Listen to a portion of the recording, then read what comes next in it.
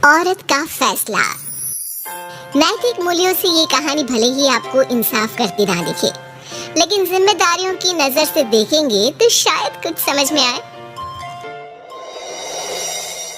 ये क्या है बहू, सुबह से घर का काम करती रहती है, फिर ऑफिस जाती है और बच्चों में लगी रहती है। अरे ऑफिस क्यों नहीं छोड़ देती, या फिर घर के लिए कोई नौकरानी रख ले।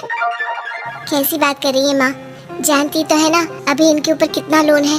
थोड़ा ही सही मदद कर देती हूँ तो अच्छा लगता है, और अभी उनको मेरे पैसे की जरूरत भी तो है। सुधा चंदर को बचपन से प्यार करती थी। एक ही मोहल्ले में खेल कूद कर बड़े हुए दोनों। जहाँ सुधा संपन्न परिवार से थी तो वहीं चंदर का परिवार आर्थिक परेशानियों से जूझता ही रहा। लेकिन सुधा की जिद के आगे किसी की नहीं चली। सुधा कल ऑफिस जल्दी जाना है और 2 दिन के लिए गुजरात ऑफिस के काम से भी जाना होगा। अरे कैसी बात कर रहा है बेटा, बहू को अगले महीने बच्चा होने वाला है, इस वक्त तो उसके साथ है। अरे कोई बात नहीं ना माँ, उनको जरूरी काम होगा, वरना मेरा चंदर ऐसे वक्त में मुझे छोड़कर कभी नहीं जाता।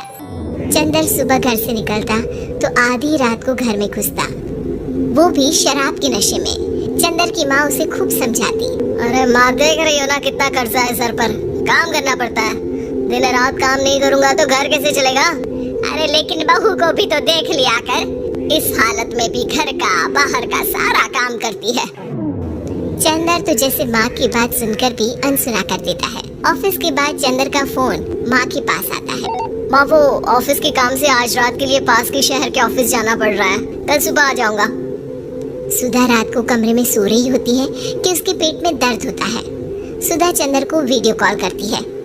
इनको फोन कर लो, शायद कुछ आराम मिले। लेकिन 10 बार फोन करने पर भी वो सुधा का फोन नहीं उठाता। ऑफिस के काम से गए हैं, हो सकता है बिजी हो, कितनी मेहनत कर रहे हैं हम लोगों के लिए।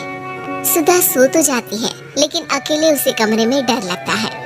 अगले रोज चंदर घर आता है, जहाँ सुधा ऑफिस जाने के लिए तैयार हो रही थी। तुम आज भी ऑफिस जाओगी? कल रात भर तो ड्यूटी की है, थक जाओगे, छुट्टी ले लो ना। अरे नहीं, कैसी बात कर रही हो, ये तो पॉसिबल ही नहीं है।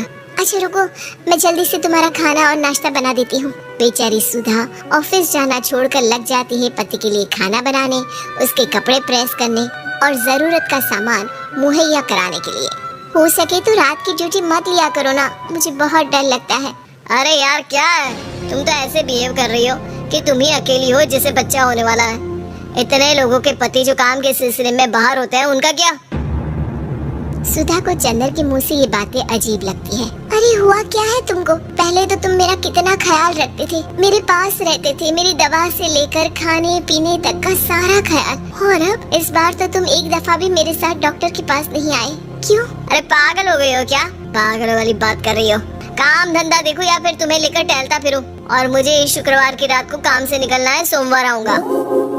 सुधा को समझ में नहीं आता कि क्यों अचानक से चंदर को फील्ड का काम मिल गया है। लेकिन एक दिन, सुधा मैं और चंदर जरा एक रिश्तेदार के घर जा रहे हैं, तुम भी तैयार हो जाओ, घर में अकेली कैसी रहोगी?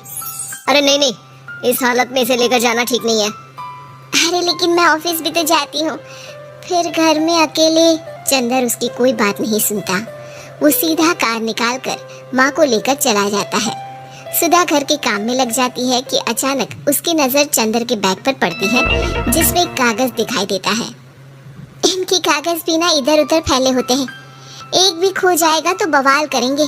लेकिन जैसे ही सुधा वो कागज खोलकर देखती है तो वो सदमे में आ जाती है। दरअसल वो कागज नहीं, बल्कि चंदर और उसके ऑफिस में काम करने वाली लड़की चांदनी की गोवा की टिकट होती है। सुधा चंदर के बैग को खोलकर देखती है तो उसे होटल के बिल से लेकर महंगे गिफ्ट्स और दूसरे शहरों के टिकट मिलते हैं। सुधा को समझते देर नहीं लगती कि उसका पति किसी और लड़की के साथ है।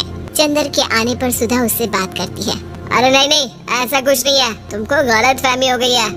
लेकिन जब सुधा के सवाल तीखे हो जाते हैं तो चंदर को अपनी गलती माननी पड़ती है और वो सुधा से माफी मांग लेता है। सुधा फैसला कर लेती है कि वो चंदर को छोड़ देगी। बच्चे और सामान को लेकर वो घर से निकल ही रही होती है कि सास उसे रोकी है। कहाँ जाएगी बेटा, रुक जा। चंदर को सुधा का जाना खल नहीं रहा था, वो झूठे मुंह भी उसे रोकने की कोशिश ही नहीं कर रहा था। सुधा चंदर को देखती है और मायके चली जाती है। मायके में माँ कहती है, अरे ऐसे कैसे घर छोड़कर आ गई? कौन सा चंदर तुझे छोड़ रहा था? माफी तो मांग ली थी ना। देखो बेटा, बेटी डोली में जाती है और अर्थी में ही निकलती है। पर पापा, मेरा आत्मसम्मान, उसका क्या? आपने मुझे पढ़ाया लिखाया है, इस लायक बनाया कि मैं खुद का खर्चा उठा सकूं, बेटी को पढ़ा सकूं, एक अच्छा जीवन पाऊं। अरे लेकिन पति की जरूरत तो होती है ना सुधा दीदी, और अगर आपको नहीं है तो इस बच्ची का सोचो जो अपने पिता से इस कदर जुड़ी है। आने वाले बच्चे की सोचो जिसके आने से पहले ही आपने पिता का प्यार से दूर करने की सोच ली। सुधा फोन देखती है लेकिन चंदर का कोई कॉल नहीं होता। वो समझ नहीं पाती कि अपने आत्म सम्मान के बारे में सोचे या बच्चों के बारे में। मम्मी, हम नाना नानी के घर से दादी और पापा के पास कब जाएंगे? नहीं जाएंगे बेटा, अब यहीं रहेंगे। नहीं मम्मी, मैं पापा के पास जाऊंगी, मुझे दादी के साथ रहना है। और मेरे साथ? हाँ, आपके साथ भी तो, सबके साथ माँ। देखो सुधा दीदी, आपके सर पर पिता का साया होना जरूरी होता है। अपने घमंड के लिए पिता और बेटी को अलग मत करो। सुधा अब सामान उठाकर अपने ससुराल जाने लगती है, लेकिन मन में सवाल रह जाता है कि जिसे दुनिया घमंड समझ रही है वो उसका आत्मसम्मान था। चंदन ने माफी जरूर मांग ली, लेकिन कभी ये एहसास नहीं दिलाया कि वो सिर्फ उसी का है।